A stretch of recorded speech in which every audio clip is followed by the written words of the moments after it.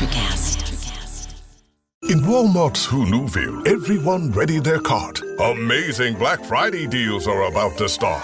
Online and in the app, such great deals to explore. Everything you love from tech, toys, and more. The days to save and the ones to remember. It's only the 25th to the 30th of November. Set your alarms. Don't miss out. These deals are epic, without a doubt. The Who's are all ready, but are you? Walmart Black Friday deals await. Who knew? This episode is brought to you by Indeed. Stop waiting around for the perfect candidate. Instead, use Indeed sponsored jobs to find the right people with the right skills fast. It's a simple way to make sure your listing is the first candidates see. According to Indeed data, sponsored jobs have 4 times more applicants than non-sponsored jobs. So go build your dream team today with Indeed. Get a $75 sponsored job credit at Indeed.com/podcast. Terms and conditions apply. Welcome to Her Extraordinary Life by Design, where we celebrate women who are shaping their lives one extraordinary day at a time. I'm your host, Leslie Gaudet, self-care coach for women who are ready to make self-care a priority to support them in life and business. Every week, I'll be speaking with inspiring women from various walks of life who will share their personal journeys and will discover how they have fearlessly carved their own paths as business owners, passionately pursuing their dreams and creating a meaningful impact on their communities. So let's get started. Hello, and welcome to Extraordinary Life by Design podcast. I'm your host, Leslie Gaudet, and today we're talking with Anna VanAgtmael. Anna is the founder of Wandering Roots. She hosts adventure retreats for women all over the world and helps entrepreneurs plan and host their own profitable retreats. Anna, I am so excited to have you join me today and to dig into your story. So welcome. Thank you for having me. Yeah, well, thank you for saying yes. I'm really excited to get to know a little bit more about you and what you do. So we're just going to get right into it. You have a great journey. You launched Wandering Roots that started in the most unexpected way, a life-changing event that gave you 14 weeks of forced perspective. So I'd love for you to share your experience. Can you take us back to that time and share a little bit about what happened and what shifted in you and ultimately led to this wild and beautiful life you're now living? Sure. 2 things happened. One, I used to work in molecular diagnostics and I was a lab manager. I did it for 13 years. And my last stint, I built a lab from scratch. I was given the opportunity to be an entrepreneur with no financial risk, which planted a seed of sort of thinking about working for myself, but also realizing I had kind of fell out of love with the industry and I had had quite a bit more success than I ever thought possible. So I thought, man, if I could be this successful and I'm not really into it, imagine how much success I could have if I was actually passionate about it. And I sort of sat with that just honestly in a state of inaction and sort of like fear of walking away from something that took a long time to build. And I had neck surgery. I was in a couple car accidents as a kid. And I was in a neck brace, like you said, for 4 months. And I had probably the first time I ever paused in my life. And I thought, oh my gosh, this is it. We only get one life. And I'm not jazzed about mine. I really want more out of it. I want to be more excited. And so I started just doing things that sort of terrified me, like that were outside of my comfort zone, and just to sort of figure out what I wanted to do, what I liked. And I also really got into yoga because I was trying to avoid being a pain clinic patient. And after honestly maybe a year or two, I thought, I'm going to host a retreat.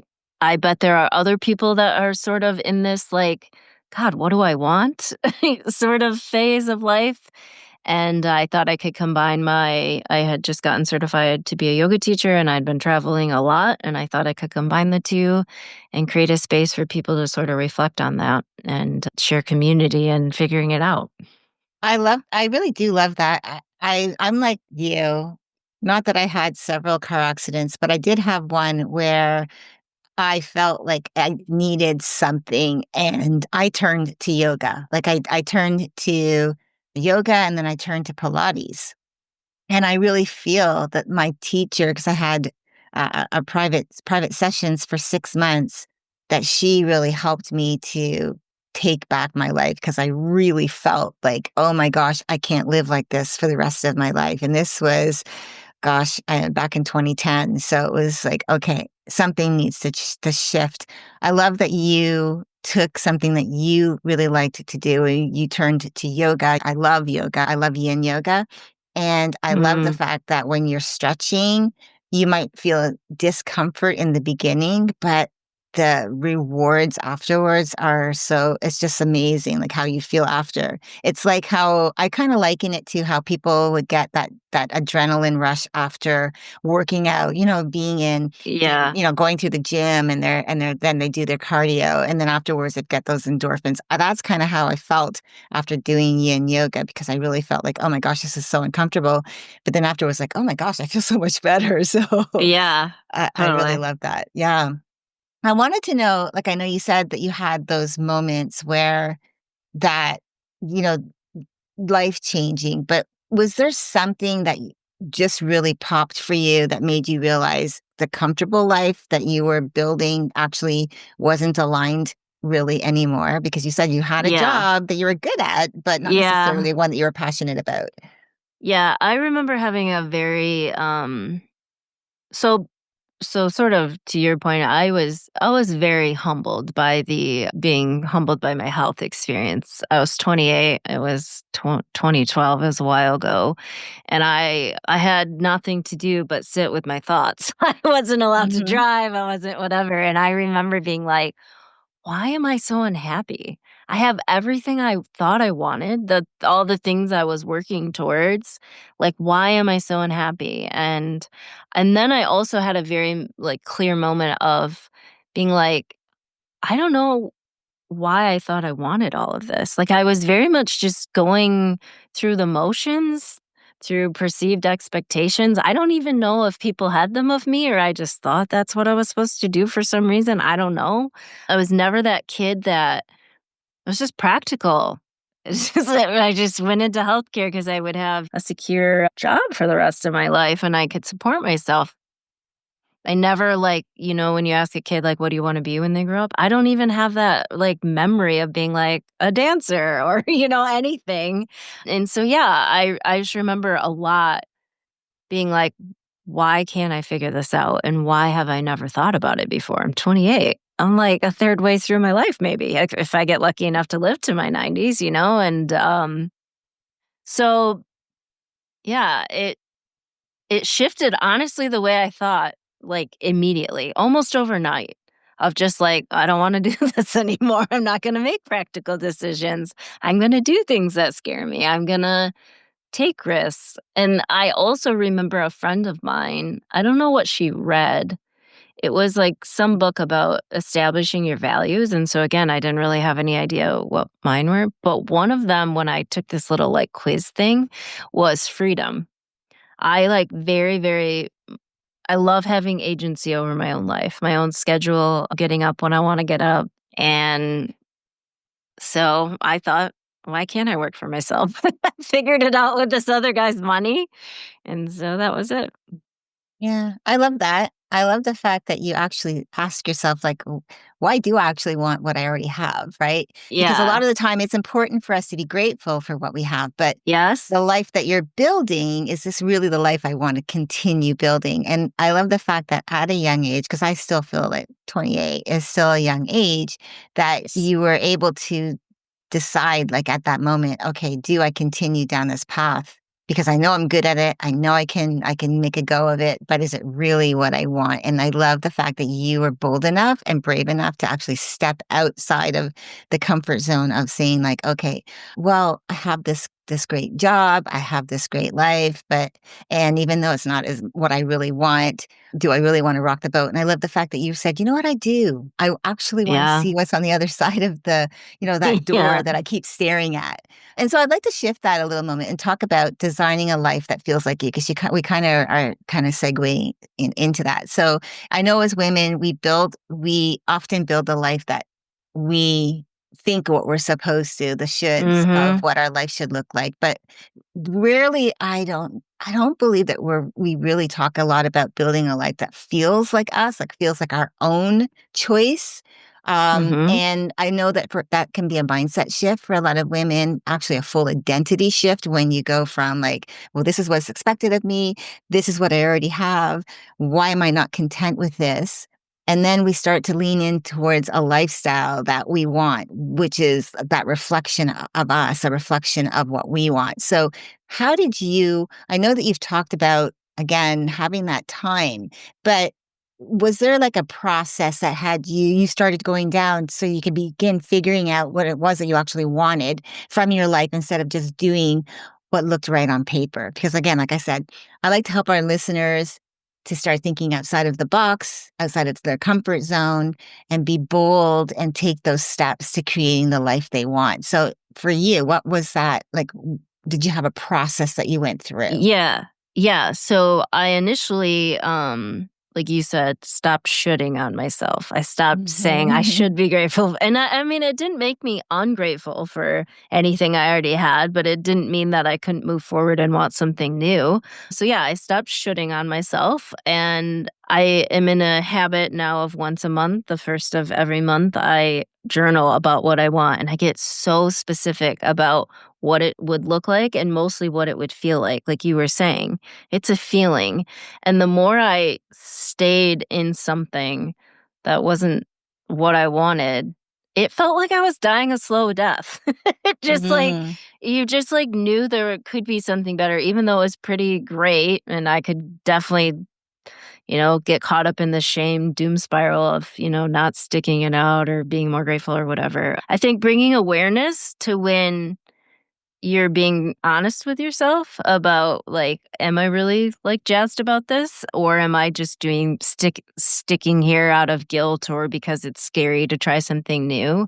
I believe that I will try anything. I have a bigger fear of getting to the end and having regrets for not trying something than failure. I don't actually believe in failure. I think that as long as you don't try something that could end in death, you just give it a shot. You will have more information on whether or not you want to do that and you want to continue, or you have more education and you maybe could pivot slightly. That's not failure. That's just figuring it out. And as long as you're not making the same mistakes, you're doing life right. I don't know. Yeah, It doesn't have to be so serious.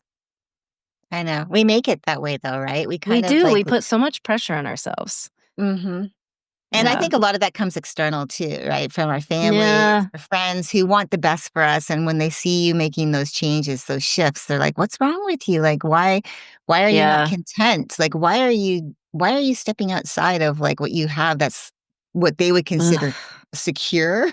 But that Right? has more to do with them, right? So when I Exactly. completely changed my life, I was very surprised how many people in my close family were not supportive of it.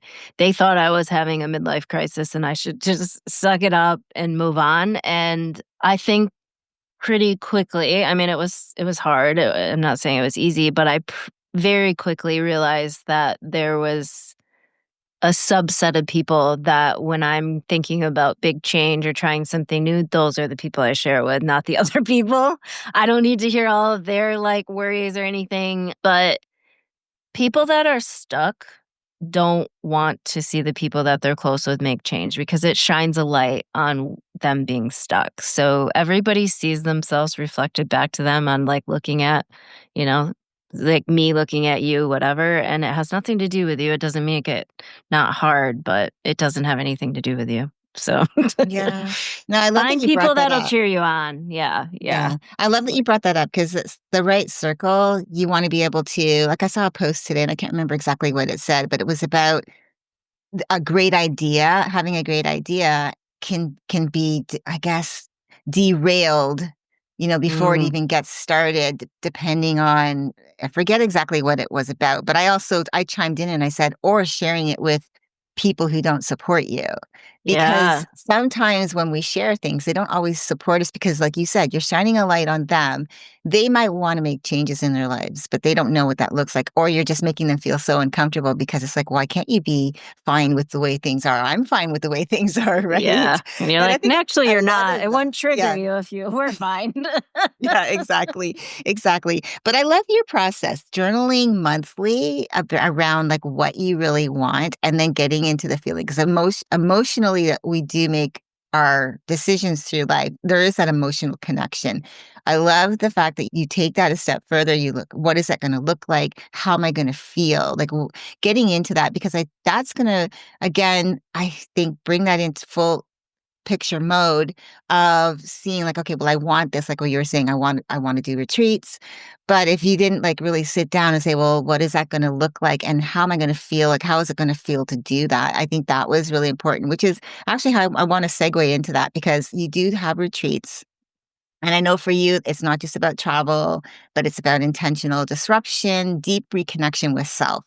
So you talked about freedom, and I love that because, again, freedom of lifestyle, freedom of choice, freedom where you make the decisions based on how you feel, what you want, instead of like the external noise that's happening around us. So with that being said, why do you think adventure, especially getting away, because this is what you do, you help people do this, is so essential for women who are constantly holding it all together and they're craving space to reconnect with who they are? Yeah, so I think 2 reasons. I think 1, your environment is the biggest impact on your habits, and so if you're trying to break some habits, moving to somewhere else, a different, even like just a little cabin in the woods for a weekend can really help you. I always say Vacation Anna is the Anna I wanna be. She's not bogged down by, like, throwing a load of laundry in or, like, whatever, so I just like to, like, strip myself from those roles and responsibilities. 1, to create uninterrupted space. 2, there's a lot of women there going through a similar thing regardless of, their walk, their their age, their career, whatever. And so it's usually like we were talking earlier, it's easier to share something vulnerable with a stranger normally. They don't have you in this box of how they see themselves. And so you can and anybody that is open-minded enough to go on a retreat with strangers is usually very open to sharing things. And so yeah, it really you get to just have a community of support and an environment without the roles and responsibilities. I always say I don't think you have to do this type of work on a retreat. I just think it makes it easier and feel a little bit more like you're in a love bubble. It makes it a little bit easier. So, Yeah, I think you come away with so much more too. Like it makes it more enriched of an yeah. experience when you, especially because the community piece. I'm all about community, having that circle of people around you who are experiencing what they're going through the same experience. It might be a Yeah. completely different experience for them, but you're doing it together, and you can share in that, and you can support each other. So I really think that's important. I want to ask you though, is there a shift? What shifts do you notice in the women who actually say yes to going on those retreats with Mm. you? Yeah, I mean, no one walks away without feeling like I just invested in myself in a really beautiful way. Like that feels good. A lot of times when you constantly put yourself last, you like start to resent yourself. You're the only one that's in control of that, but yet you're still not fixing it. So that's really beautiful. It's really beautiful to see women receive and be so cared for on like every level, right? Mentally, physically. I mean, somebody's feeding you. Our chef, I feel like you feel like there's a warm hug every time she makes you something. And so we get a lot of people that say, I've never felt that taken care of. And that feels really, really wonderful because I think everybody deserves that. And then we've seen I mean, one lady quit her job before she went home. She just had enough like, "Nope, I have enough clarity. I'm not returning to that." I try to we do journal questions, and so I try to get them to think about what they want. Is there something from this experience that really, really lit them up that they can incorporate in some way? I want them to be able to go home and integrate and not just say that was a one and done. Like, you're worthy of all of these experiences in different capacities for the rest of your life. So, I guess feeling seen, feeling loved in a way, in that type of way is, I think, usually the biggest shift most people have, or having like clarity. It's the same as me being like in a neck brace at home. There's just this like great pause, right? And Mhm. having a lot of people don't sit with their thoughts long enough to hear what's really going on. So there's those epiphanies and things like that. Yeah, I really love that. I love the idea that they do walk away with something, even if it's just a question that they can go back home and really think about, like, how did I feel on this? What am I walking away with? Because they might even walk away with new friendships, right? People that, like you Yeah. said, strangers, you don't know these people that show up, but you're all there for the same reason or pretty Yep. much the same reason. So I really Yeah. love that, right? Yeah, we're lucky that we have a lot of people that come year after year, and it's almost like adult summer camp where they're like, "Which one are you going on?" And then they see each other every year, even though they're all over the world. So, and keep in touch, and it's beautiful to watch strangers become friends. It's really lovely. Yeah, that's really nice. Well, let's talk about the business side of it. From the outside, running retreats does look like a dream. It's actually something that I aspire to do at some point in my business. This is down the line, but I'm sure Hmm. that there's some lessons that you've learned along the way, the do's and the don'ts, to be more Yes. specific. So, with that being said, what are some of the lessons you've learned along the way that have shaped how you run your business now and how you mentor other women through their own retreat visions? Sure. So most women that I've either worked with or me in the early days throw everything but the kitchen sink at it. They want everybody to have transformation. They want everybody to, learn all of the valuable content they're so passionate about in a short period of time. And you don't want your guests to be exhausted. So I always say 3 to 4 hours minimum of free time a day before your last meal makes it so that everybody, yourself included as the host, feels restored at the end and not exhausted. For a host, it's a marathon, not a sprint. For a guest, you don't want them to feel like they have to squeeze everything out of it. It should feel relaxing, restorative. And then this felt really imposter syndrome for me. There are thousands of retreats out there. The reason your guests are coming is because of you. So make sure you're either hosting a group size that's conducive or have an itinerary or both that you get to spend some time with each one of them. They want to spend time with you. They could go on a 100 different retreats. So get the time to know them, let them feel seen. I'm always super grateful that everybody's there, and I want them all to feel that when they leave. They could go on anybody's retreat. So, and also I get really lucky in that there's some really incredible women. I love hearing their stories. So I don't drive anymore because one, I'm terrible at multitasking, and usually when I'm home, I'm driving alone. So if someone's talking to me, I'm just driving past wherever we're supposed to go. But also, I wanted to be more intentional about getting one-on-one time with each guest, and being in the car is a good way for me to do that. And then one other thing that I never did, but a lot of people try to do, is don't host alone. Pick people that are going to complement your event and take some of the workload off you. Again, marathon, not a sprint. I hate when people say you're traveling the world for free. You're not. This is a sustainable business. You should be earning a profit. It's not my why. It's none of my clients' whys, but it's the difference between operating an expensive hobby or running a brand that you can keep hosting retreats on. So pick people and pay them well that complement your event. Yeah. I think those are all great words of advice, and especially I love, like, especially the part about connecting with your guests because they're not just coming for, to whatever it is that you have set up for them, the experience. They also want to be able to, like, get to know you because you're Yeah. hosting something, like you said, initially, they vibed with your vibe, like, "Oh, I'm gonna go to Anna's Yeah. retreat because there's Yeah. something about Anna that I really like, and I wanna get to know her." Not just go, "Okay, well, hi," waving over at the other side. It's like, "Okay, hi and bye," like, as soon as they come in or as soon as they leave, and there's no interaction.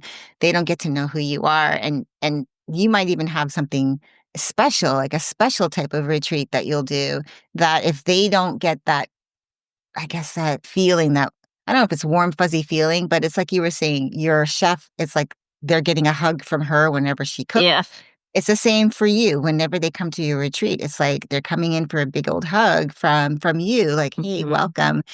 Welcome. This is an experience that I've set up for you that I hope that you walk away feeling that much better about your life or about yourself at least, and walk away with having some form of thought process to think about like what it is that you want for your life, whether you're content with what you have or maybe there's more. And I can at least guide you in the direction of asking yourself questions because I believe we all have the answers within us. See, as a coach, I'm Yeah. not telling you what to do.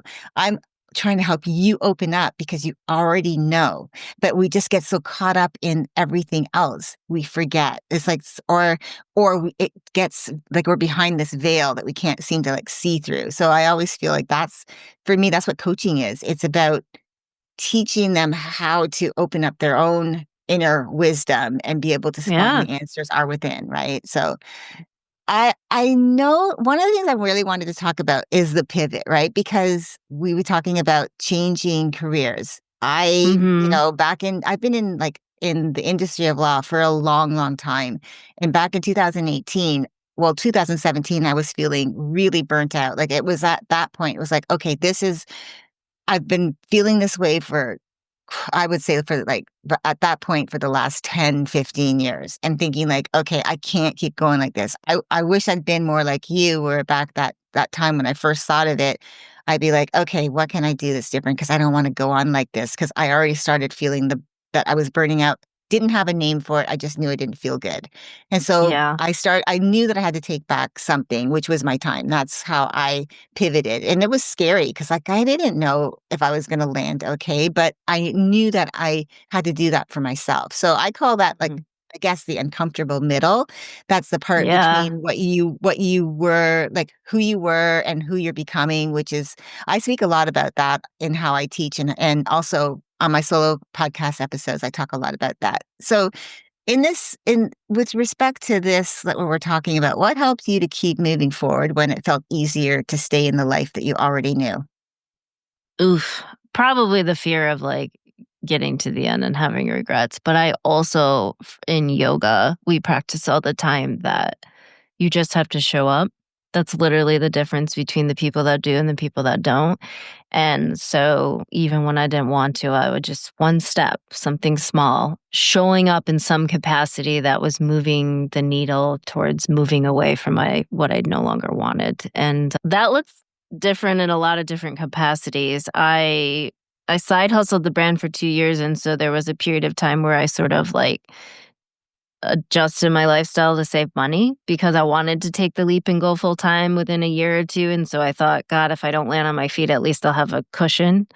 So that was sort of making some financial sacrifices. Maybe I didn't take as many trips or, anything like that. I also just kept saying yes to the things like I was sort of getting in this terrible subconscious pattern of just saying no to everything and I was just too comfortable. And so anytime I would start to say no, I would bring awareness to it of like, no, because why? And almost always I wanted to do it. I just didn't, want to feel dumb or look like a beginner or something stupid. And so then I started just throwing myself into those experiences. And my girlfriend and I actually went on this, we called it like our wellness tour. We went to every studio, like kickboxing, Pilates, whatever. We did 1 to 2 a month for 3 months just to try things. Also, it was sort of a way to network with other people that were in like a wellness entrepreneur, industry. Mm. Just honestly, it was tiny, small things like that. I also started just spending more time with entrepreneurs. I tried to make relationships, connections, friendships with people that were thinking in that mindset because I didn't have many people in my circle at the time. Yeah, that makes a lot of sense because, again, our families, like you were saying, not everyone was in agreement or not Yeah. everyone supported. I want to ask you though, like, when you, especially because I know with the retreats, it's not just about going and experience like the spa or whatever it is, whether it's like going for hikes, whether it's like just, relaxing, whether it's yoga, whether it's taking time to journal, meditate, whatever, Yeah. whatever those things are involved. What is something you would say to that woman? She knows that she wants something different, but she keeps waiting for the perfect time. Oh, good one. I actually think this is one of the reasons I pivoted as well. But when I was in my neck brace at 28, it was the first time I thought about my mortality. Because in your 20s, you're young, you're dumb. You're not dumb, but you're young and you think that death is what happens to old people. And I'm using old in a loose like phrase, but whatever. And I was like, I didn't think I was going to die, but I realized someday I was going to. And I had never thought about that before. And so it was more of like, time is not guaranteed. It is a gift. And if I keep waiting, I might never get a chance at it. You're not guaranteed tomorrow. I don't want to come off as morbid or anything, but like you're wasting the only resource that's non renewable. So it's kind Yeah. of a terrible way to live. That's true. And again, the whole thing around time, like not being promised, it's also, that's why when people say like today is be present, it is a present to be actually Yeah, living the life that you're living, regardless. If you can start looking for like the good little moments in your life can start bringing you into that higher vibration instead of focusing on the negative pieces. Cause I think that's what gets a lot of people stuck is they start focusing on so much of the stuff that's not going right. And I get it totally. because the world we live in, and especially if you're on social media and you're watching other people, maybe you know Yeah. people on social media who it looks like they're killing it, not Yeah. understanding that, instead of getting into that comparison mode, start thinking about like, okay, don't forget there's a story behind that. Maybe they were a little bit further ahead of you because they had some other skill sets that you're still learning. We never look at that. We always look like, oh, well, this person started at the same time as me. So why are Yeah. they more successful at this? So yeah, we have to get out of that. But Yeah. I for the when you help women, when you help them, you mentor them to plan the retreats that they want to host. I want to know like what do you for first of all, what do you believe makes a retreat truly special? Again, I think you kind of alluded to you talked about it, making sure that the people feel seen, heard, and understood. But aside from that piece, I guess what I want to shift it towards is what's something that you often help new hosts realize so that they can avoid making that mistake? Because I mean, mistakes are fine. Right. Listen, we have to learn somehow, right? But Yes. there's like certain things I'm sure that you probably could help them avoid or at least minimize if they find themselves getting into it. Yeah. I think that so the second part of your question, just tips for first-time hosters, is don't jam pack your itinerary, and then also consider that everybody is on their own journey. So whatever you're hoping they're going to get out of it isn't going to be what they're going to get out of it. They're all going to get what they need or what they're ready for. The best you can do is show up and share what you're passionate about, and then just hope that they have a good experience. I also really, really I love feedback. I love constructive feedback, and I ask for it. I send it if they want a Google form, if they want to send it anonymously. But when I'm telling everybody goodbye and that I'll miss them, I tell them that I'm not a mind reader yet. And if there's something we could do better, I would love to know. Everybody experiences it differently. So Mm. I've gotten some really amazing feedback, and I've implemented changes just based on guests, being willing to share with me. And then I think the best part of every retreat, I think that was the first part of your question, is the guests. It's almost like, and that's such probably a, canned marketing type of response, but it's true. We've hosted in some really beautiful places, and it's never based on location. It's always based on the group.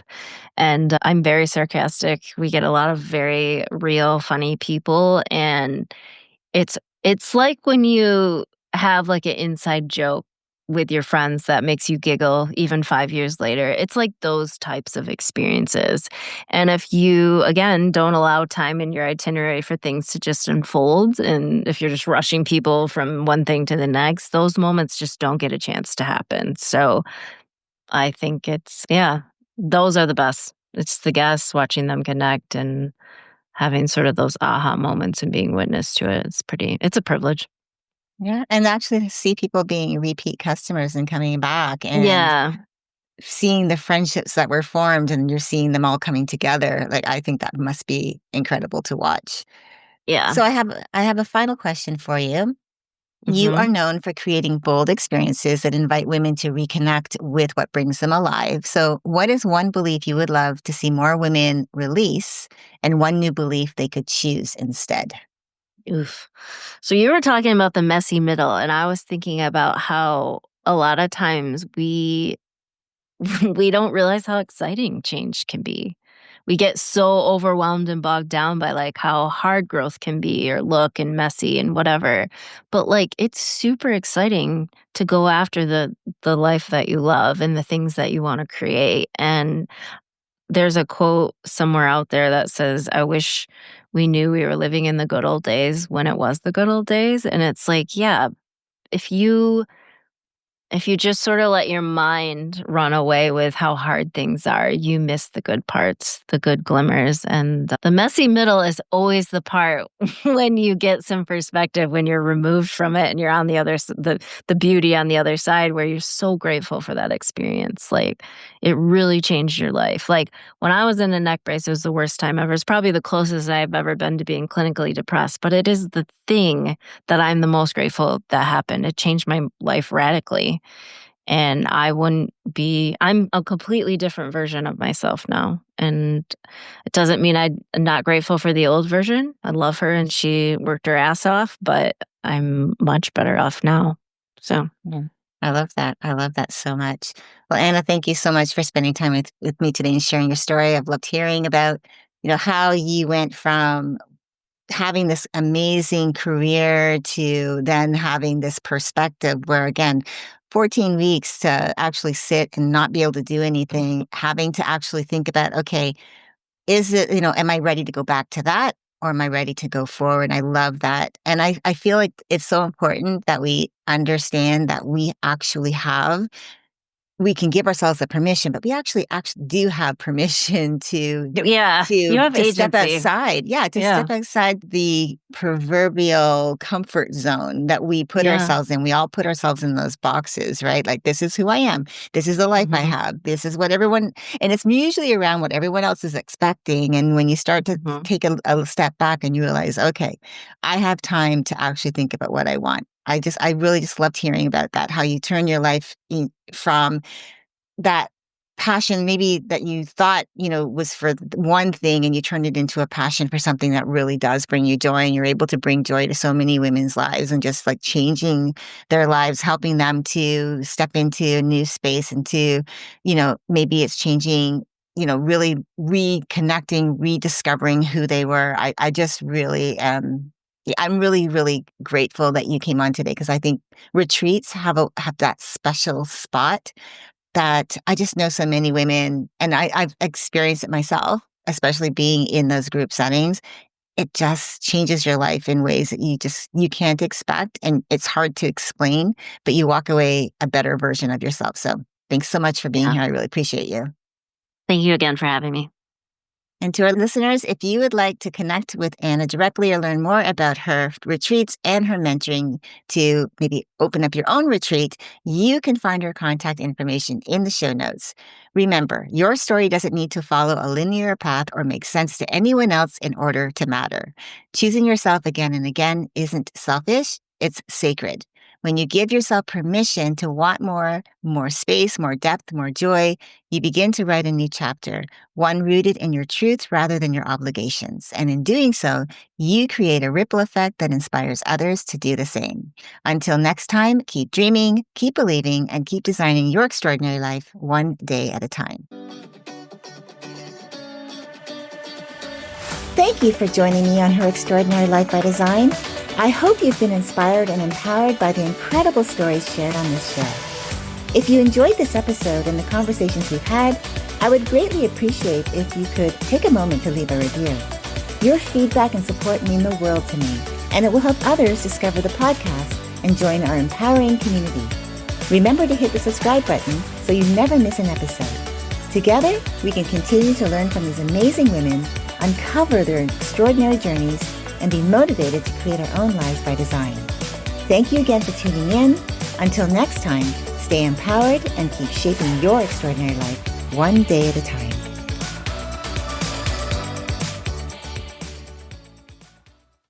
The holidays mean more travel, more shopping, more time online, and more personal info in more places that could expose you more to identity theft. But LifeLock monitors millions of data points per second. If your identity is stolen, our US-based restoration specialists will fix it, guaranteed, or your money back.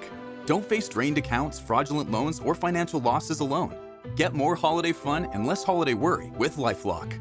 Save up to 40% your first year. Visit lifelock.com/podcast. Terms apply.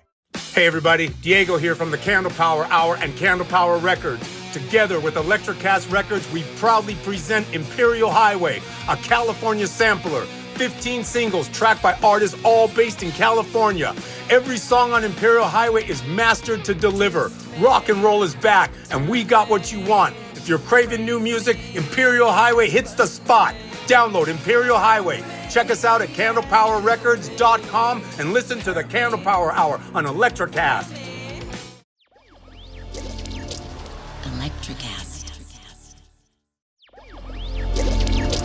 Electrocast.